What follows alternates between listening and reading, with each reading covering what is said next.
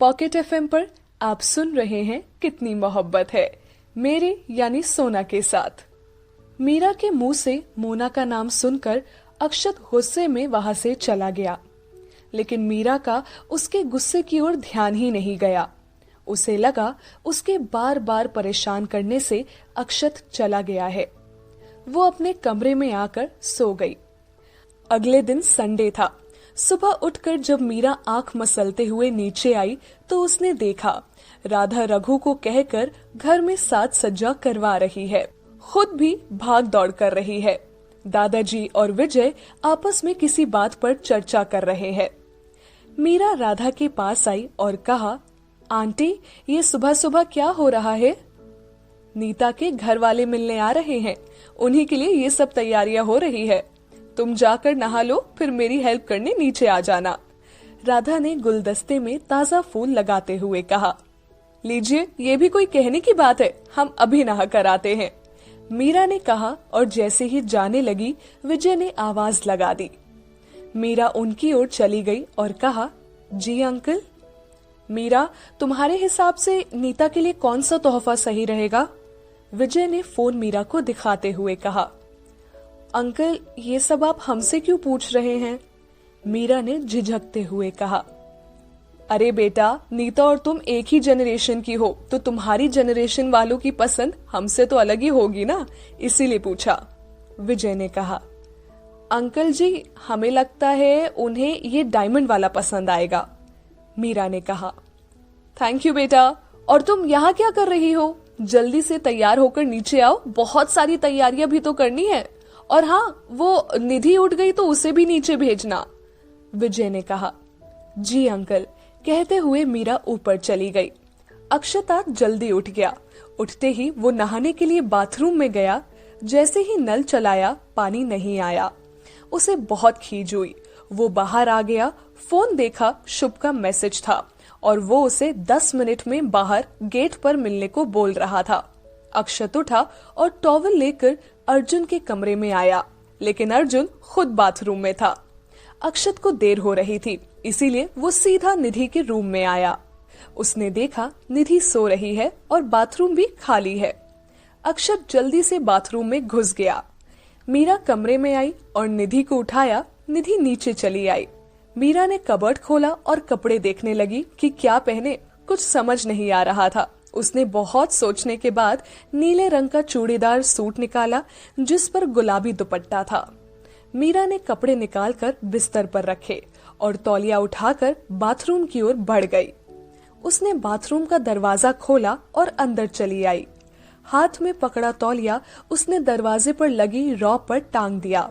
उसने ये भी नहीं देखा कि अक्षत वहां पहले से है। मीरा जैसे ही पलटी, अक्षत को वहां देखकर जोर से कहा, आप? अक्षत भी मीरा को वहां देखकर हैरान था। वो कुछ कहता इससे पहले ही मीरा अपनी आंखों पर हाथ रखकर पलट गई और गुस्से से कहा, छी, शर्म नहीं आती आपको इस तरह? तुम यहाँ क्या कर रही हो?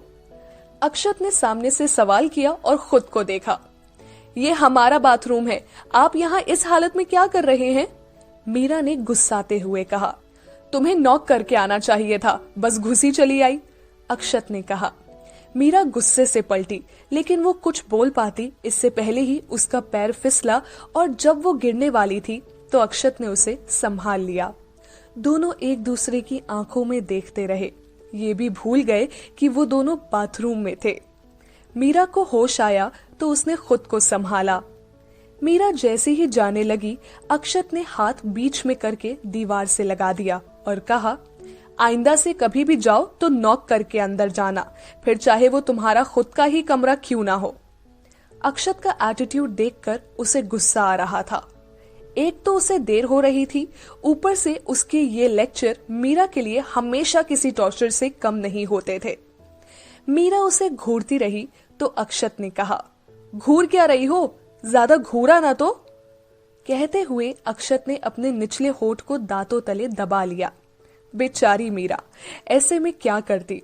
डर कर जैसे ही पीछे हटी, दीवार से लगी शार के बटन से उसकी पीठ जा लड़ी और ऊपर से पानी गिरने लगा। मीरा भीगने लगी, साथ ही अक्षत भी। ये सब आपकी वजह से हो रहा है। मीरा ने अक्षत को पीछे धकियाते हुए कहा। अक्षत गिरते गिरते बचा, लेकिन तब तक मीरा वहां से निकलकर बाहर जा चुकी थी। अक्षत जल्दी जल्दी नहाया और बाहर आया। मीरा खिड़की के पास खड़ी खुद को टाल से पोंछ रही थी। अक्षत को अपनी गलती का एहसास हुआ। वो बिना कुछ बोले वहां से निकल गया। मीरा जैसे ही बाथरूम जाने के लिए बढ़ी, उसकी नजर बेड पर रखे कागज पर गई। मीरा ने उठाया तो उस पर बड़े बड़े अक्षरों में सॉरी लिखा था। मीरा गुस्से में भी मुस्कुरा उठी। बाथरूम जाकर वो नहाई और फिर सूट पहना। कानों में छोटे छोटे नीले रंग के बूंदे पहने। हॉस्टल से यहाँ आने के बाद पहली बार उसने नीला रंग पहना था। आंखों में काजल लगाया और माथे पर छोटी सी बिंदी लगाकर दुपट्टा गले में डाल मीरा कमरे से बाहर आई। ये शायद इत्तेफाक ही था कि अक्षत ने भी आज नीले रंग की ही शर्ट पहनी थी। वो कान फोन से लगाए शर्ट की बाजू फोल्ड करते हुए सीढ़ियों की तरफ ही आ रहा था। अक्षत जल्दी में था। ऊपर से शुभ फोन पर देर करने के लिए चिल्ला रहा था। ना वो ठीक से बात कर पा रहा था, ना ही बाजू फोल्ड कर पा रहा था। फोन भी कंधे और कान के बीच रखे हुए था। मीरा ने देखा तो उसके पास आई और उसे रोककर खुद उसके बाजू को फोल्ड करने लगी। अक्षत ने देखा मीरा इतने प्यार से वो सब उसके लिए कर रही थी। वो सब भूलकर मीरा के चेहरे की ओर देखने लगा।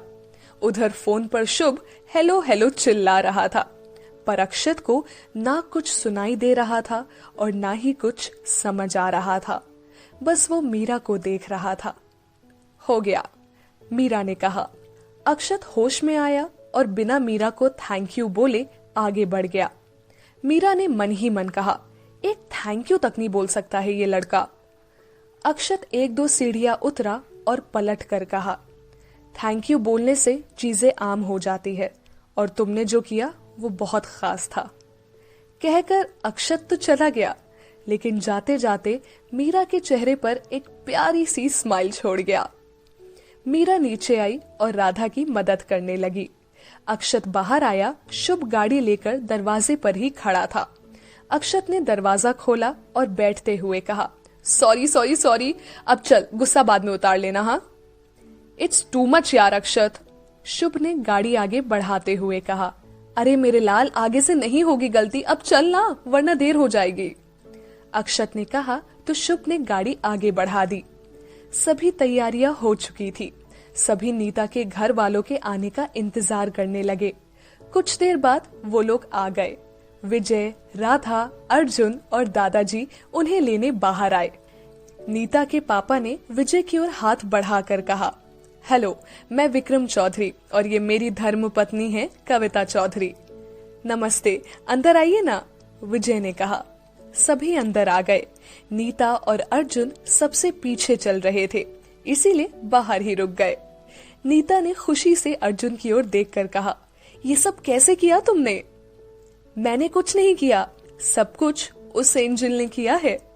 अर्जुन ने बालकनी में खड़ी मीरा की ओर इशारा करके कहा। नीता और अर्जुन को साथ देखकर मीरा मुस्कुरा दी। अर्जुन ने उसे आने का इशारा किया तो मीरा उनके पास चली आई। नीता ने जब मीरा को देखा तो बस देखते ही रह गई। मीरा की खूबसूरती नीता की आंखों में बस सी गई। अर्जुन ने मीरा का परिचय नीता से करवाते हुए कहा, नीतू, ये है मीरा, निधि की दोस्त और मेरी भी। इसी ने पापा को हमारे रिश्ते के लिए राजी किया था, जानती हो कैसे? नीता ने ना में गर्दन हिला दी तो अर्जुन ने कहा, प्याज कटवाकर, आंखों में आंसू ले आई और पापा को इमोशनल डायलॉग सुनाकर। अर्जुन ने जैसे ही कहा, मीरा जोर जोर से हंसने लगी। हंसती हुई वो और भी प्यारी लगती थी।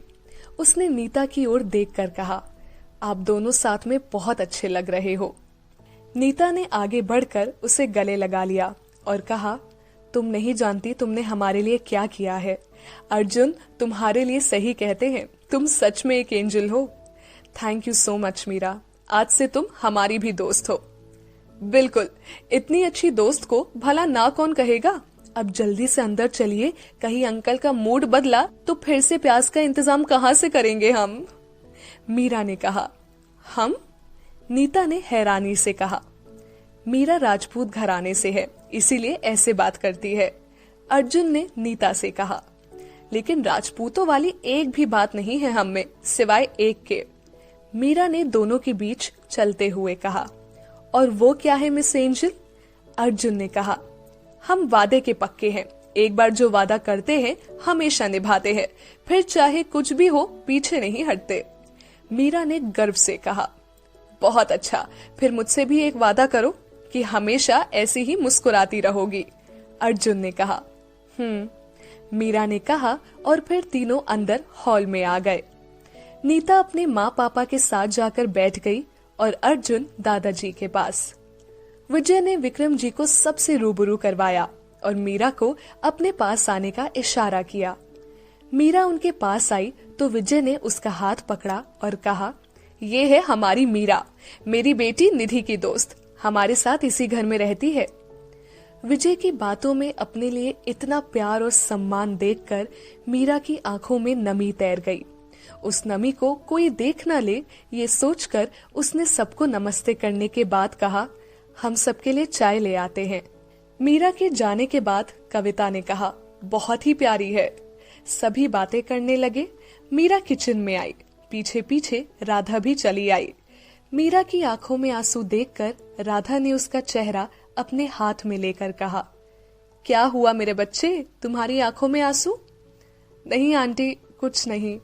अंकल ने सबके सामने हमें अपना कहा तो बस आंखें भर आई। मीरा ने आंखों के किनारे पोंछते हुए कहा, पगली, सब तुम्हें यहाँ अपना ही तो समझते हैं। इस घर में जो सम्मान तुम्हें मिलना चाहिए वो ही तो मिला। इसमें आंखें नम करना गलत है बेटा। चलो अब जल्दी से चाय लेकर चलते हैं, राधा ने प्यार से कहा। मीरा ट्रे में कप जमाने लगी। आज वो बहुत खुश थी। आज सुबह से उसके साथ सब अच्छा हो रहा था। अक्षत से नोक झोंक, नीता से पहली मुलाकात, विजय का उसे अपना कहना, सब मीरा को अंदर ही अंदर खुशी से भर रहा था। मीरा राधा के साथ चाय लेकर बाहर चली आई। तब तक दादा दादी, अर्जुन और विजय मीरा की तारीफों के पुल बांध चुके थे। कविता की तो उस पर से नजर हट ही नहीं रही थी। सबने चाय नाश्ता किया। तब तक पंडित जी भी आ गए। विजय ने पंडित जी से अर्जुन और नीता की कुंडली देखकर सगाई के लिए शुभ मुहूर्त बताने को कहा। यजमान, 2 दिन बाद सगाई के लिए बहुत ही शुभ मुहूर्त है, पंडित जी ने कहा। लेकिन इतनी जल्दी सब कैसे होगा? राधा ने शंका जताई तो विजय ने कहा, सब हो जाएगा राधा। विजय विक्रम जी की ओर पलटे और कहा, आपको तो कोई एतराज नहीं है ना भाई साहब? जब मियाँ बीवी राजी तो क्या करेंगे पापा जी, विक्रम जी ने मजाकिया अंदाज में कहा तो सभी हंस पड़े। विक्रम ने बड़े ही प्यार से कहा, भाई साहब आपको जैसा ठीक लगे, सगाई का प्रोग्राम 2 दिन बाद हमारे घर पर रख लेते हैं, बच्चों की अंगूठी बदलवा देंगे। ठीक है भाई साहब, कहकर विजय पंडित जी की ओर पलटे और कहा, पंडित जी 2 दिन बाद का मुहूर्त ही रख दीजिए, वैसे भी काफी दिन हो गए, घर में कोई नाच गाना नहीं हुआ है। भाई साहब, अंगूठी की रस्म आपके घर रखेंगे, लेकिन मेहमानों के लिए एक छोटा सा खाने और संगीत का प्रोग्राम हम अपने घर रखना चाहते हैं, अगर आपको परेशानी ना हो तो, जिसमें आपको भी सपरिवार शामिल होना होगा। राधा ने अपने मन की बात कही। अरे बिल्कुल भाभी जी, हमें तो बस खाने और नाचने का बहाना चाहिए, कहते हुए विक्रम ठहाका लगाकर हंस पड़े। सगाई की तारीख तय हो चुकी थी। राधा ने रघु से कहकर खाना लगवा दिया था। खाना खाने के बाद विजय, विक्रम और दादाजी एक जगह बैठकर बातचीत करने लगे।